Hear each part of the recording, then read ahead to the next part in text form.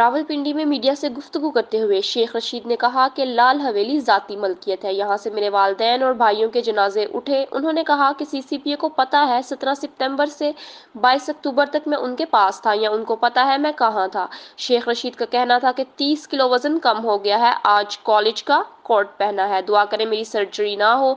अगर सर्जरी होती है तो सब मुझे माफ़ करें। साबिक वजीर ने मजीद कहा कि 5 अक्टूबर के केस में गिरफ्तारी मतलूब है। कॉल करें, इसी वक्त थाने आ जाऊंगा।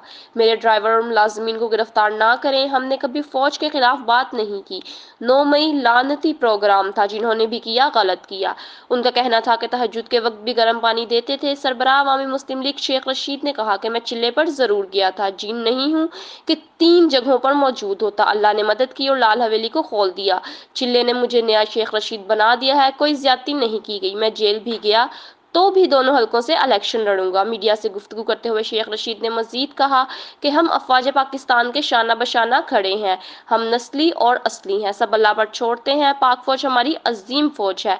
जनरल आसिम मुनीर ने मईशत दुरुस्त कर दी। जनरल आसिम मुनीर और जनरल नदीम मुल्क के लिए काम कर रहे हैं। मुझसे कोई गलती हुई, मुआफी मांगता हूँ। दूसरी तरफ लाहौर की इंसदाद दहशतगर्दी अदालत में डॉक्टर यास्मीन राशिद ने गैर रस्मी गुफ्तगू करते हुए कहा कि मुझे मजीद 11 मुकदमात में नामजद कर दिया गया है। ये मुकदमा दर्ज करते करते थक जाएंगे, लेकिन प्रेस कॉन्फ्रेंस नहीं करवा सकेंगे।